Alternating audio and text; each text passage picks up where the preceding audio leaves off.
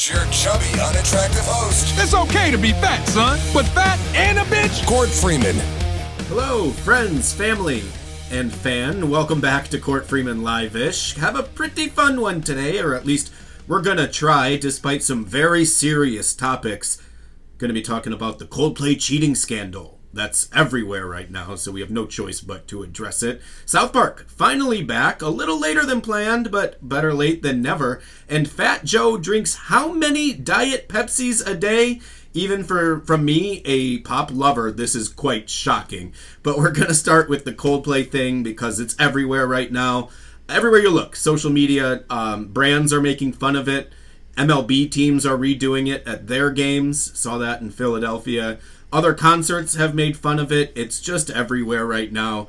And you really got to feel for the couple. Not only is it just awful to be for their spouses, for them, it's humiliating for many, many people.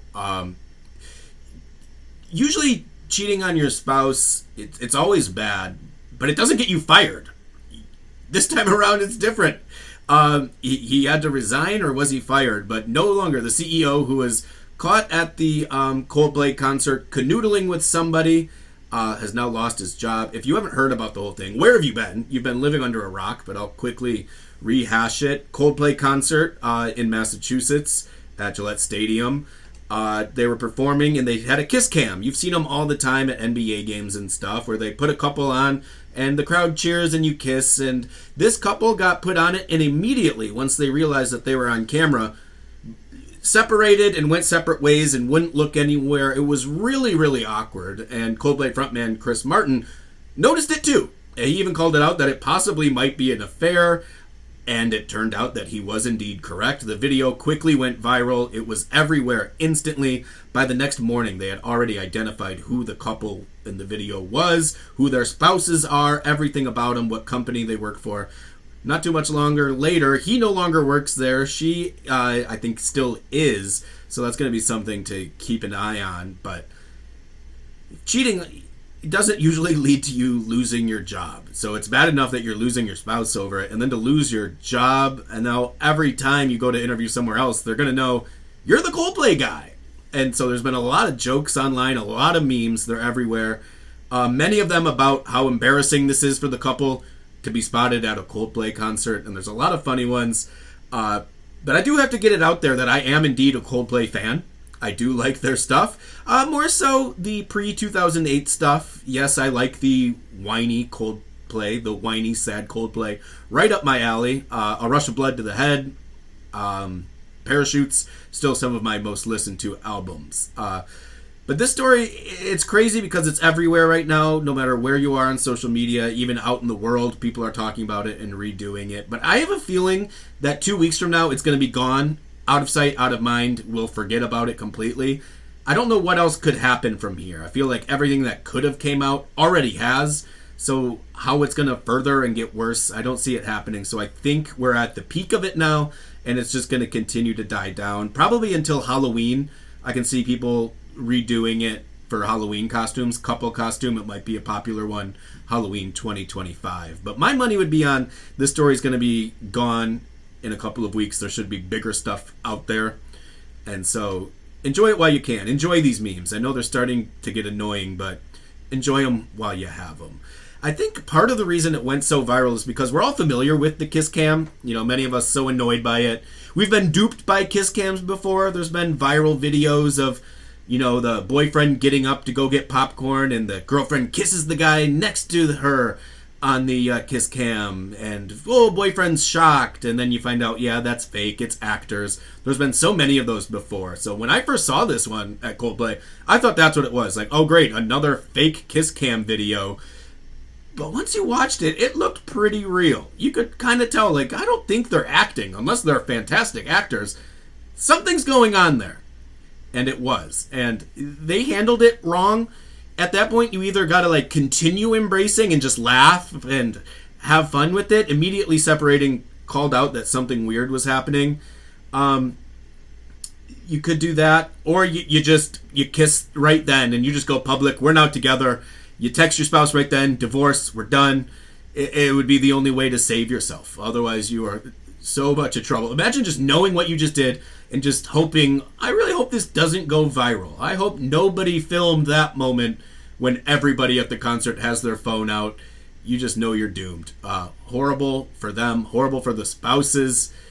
It's just a big yikes. And now Coldplay, I have to imagine, I haven't looked up the numbers, but you have to imagine Coldplay's streaming numbers are like going through the roof with them getting all of this attention, and people are probably listening to Coldplay songs, looking for lyrics to use on social media and captions as jokes. I know there was that fake letter that came out from the CEO addressing it. It was not real. It was fake. And at the end, he used a Coldplay quote from like Fix You. And I knew that it seemed fake then because it wasn't the right quote. There's so many good Coldplay lyrics that would fit the situation, but Fix You wasn't the right song. I probably would have picked something from The Scientist, personally. In other news, South Park. Finally back. Little later than it should have been. There's been some drama going on over at Paramount. Lawsuits, a merger. So it's been crazy. And Matt and Trey had to come out and pretty much like threaten to leave. They had to threaten to get loud, threaten violence almost at one point, because they were ready to go. They want the show to air. They want their money. They deserve it. And boy, did they get it, signing a $1.5 billion with a B deal with Paramount. So now Paramount's going to have the rights. This is great news because I feel like South Park for a while, even if it was just in my head, but I think there was like little rumors out there like, when's it going to end? So it was almost like the Aaron Rodgers, Ben Roethlisberger thing where after every season, it's, ooh, that might have been my last. Am I going to retire?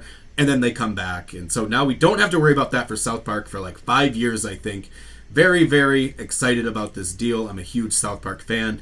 It's one of the few like shows or media entities out there where people look forward to see what they do with real life. When there's a big pop culture event, people will actually say, I can't wait to see what South Park does with that. And that's such a huge, great thing for South Park to have when a big moment happens that they want to turn to you and see what you're going to do with it.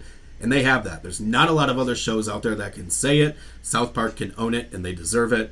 And finally, I've been looking forward to this story because it just baffles me. If you know me, I like pop. It's one of the things I'm trying to take care of. I'm trying to work out more, trying to eat better, and I could lose a lot of weight if I just cut the pop because there's a lot of sugar in it. Even, they say diet pop, not great for you.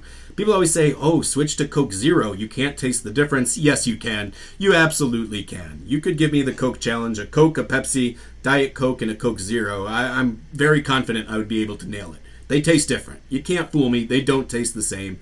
So I'm a sucker for the original, even though I'm trying to curb it. And it looks like I'm not the only one with a, I don't want to say Coke problem, but that's what I was going to say, with a soda problem. Because Fat Joe recently came out and admitted he does too, but his is a little more severe than I would say mine is. According to an article from Bro Bible, Fat Joe admits that he drinks 30 to 40 Diet Pepsis a day. 30 to 40. When I saw the headline where it said Fat Joe drinks a shocking amount of Diet Pepsi every day, in my head I was honestly thinking like 3 to 5. Like that would have shocked me, because even having like one every day isn't great for you. So I was thinking 5, that's going to be a lot. 30 to 40. That can't be good for you, even though he's looking better than he ever has. Literally, he's lost all this weight. He's looking great, but he can't be feeling great. There's just no way. I did the math. So let's assume he's drinking 35. He says 30 to 40. We'll go down the middle. 35. We'll say he's drinking the cans, 12 fluid ounces.